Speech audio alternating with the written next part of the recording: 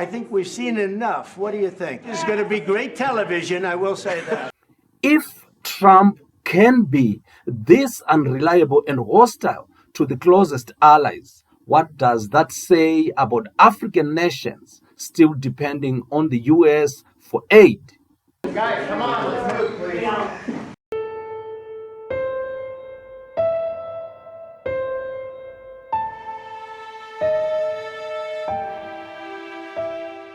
Welcome to today's episode of the Weekly Pulse, where we break down a critical issue that African leaders need to wake up to: the future of our continent in the face of US aid cuts. Let's start with a recent event that shook the global stage: a heated exchange between Donald Trump and Ukrainian President Zelensky resulted in Trump shutting down a minerals deal and humiliating an ally. You're gambling with World War III. You're gambling with World War III. This wasn't the first time. Trump has a history of bullying allies, threatening NATO, and undermining partnerships with Europe, Canada, and now Ukraine. If Trump can be this unreliable and hostile to the closest allies, what does that say about African nations still depending on the US for aid?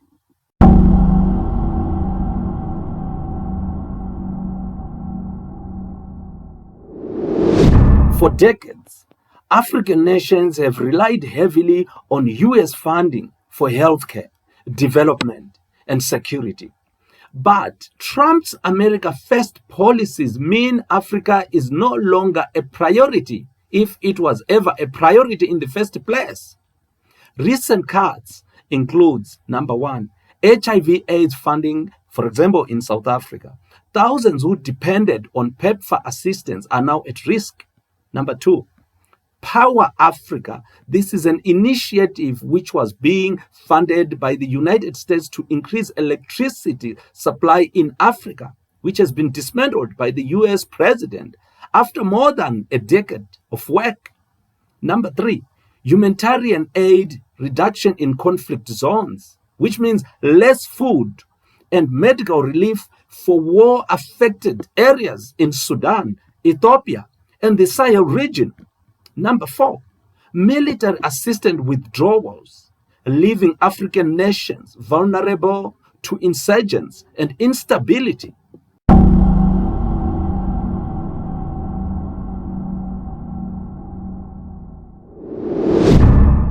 In summary, the Trump administration has terminated the contracts of about 10,000 U.S. agents for international development USAID funded projects. These include HIV, AIDS, malaria, and humanitarian aid projects. To make matters worse, these are grants for hundreds of African HIV organizations providing life-saving services, which have been terminated with immediate effect via letters received towards end of February in 2025. A doctor was quoted as saying all malaria supplies protecting 53 million people, mostly children, including bed nets, diagnostics, preventative drugs, and treatments, were all terminated. This should serve as a wake-up call. If aid can be cut overnight, how secure is Africa's future?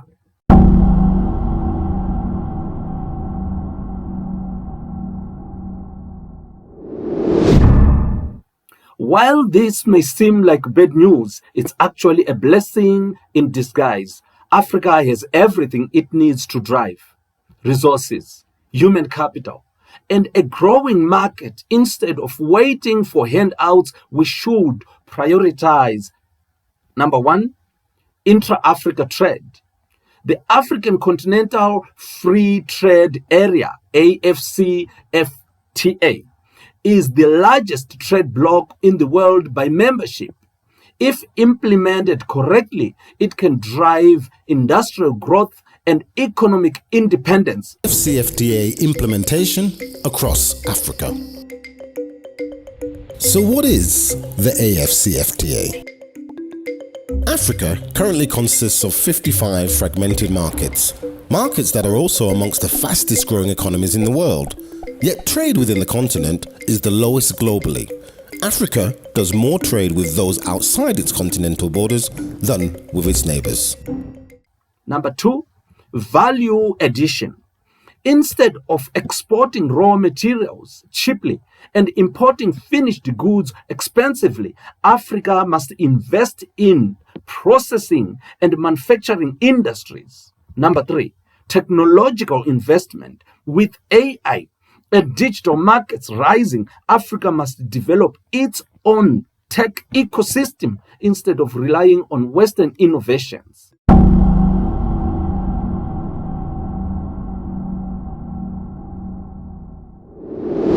The biggest obstacle is leadership crisis in Africa. Many African leaders are too preoccupied with corruption and personal gains. They continue to beg for aid, not realizing that donor dependence is a trap.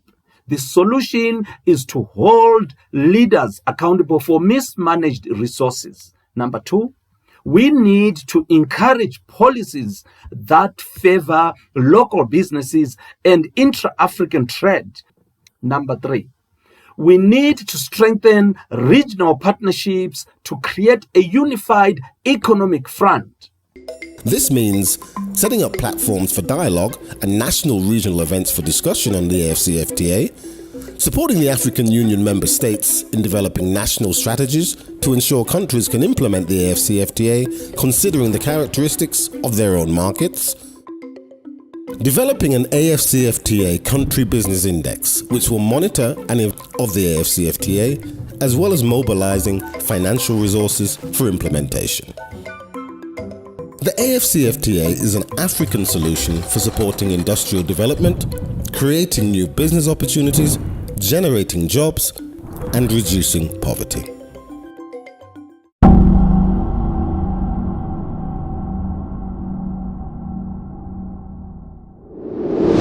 So here is the truth. Trump may have just given Africa the greatest opportunity of the 21st century. If US aid stops today, will Africa crumble or rise? It's time for the African leaders to stop waiting for the next grant and start building sustainable economies. What do you think? Let's discuss in the comments, how should Africa move forward in the world where Western aid is no longer guaranteed? Subscribe, share, and let's keep the conversation going. Africa's future depends on it. Thank you very much for joining me today on the Weekly Pulse.